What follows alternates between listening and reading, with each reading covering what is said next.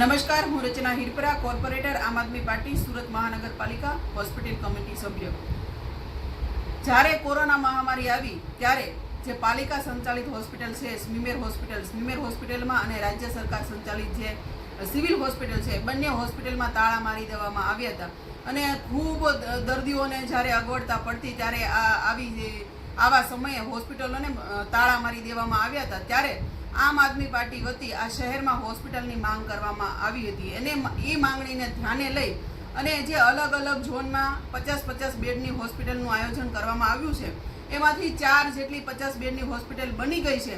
જે હેલ્થ સેન્ટરો હયાત હતા એમનું એક્સપાન્શન કરી અને હેલ્થ સેન્ટરોની અંદર હોસ્પિટલ બનાવી દેવામાં આવી છે. પરંતુ જે હજી બીજા ઝોનમાં હોસ્પિટલો બનાવવાનું બાકી છે, જે નવા બિલ્ડિંગો બનાવવાના છે, નવા સ્ટ્રક્ચરો ઊભા કરવાના છે એની અંદર અને જે હાલ 4 હોસ્પિટલ કાર્યરત કરી દેવામાં આવી છે એની અંદર આઈસીયુનો અલાયદો હોર્ડ શરૂ કરવામાં આવે એ માટેની આજે મેં રજૂઆત કરી છે માનનીય કમિશનરશ્રીને.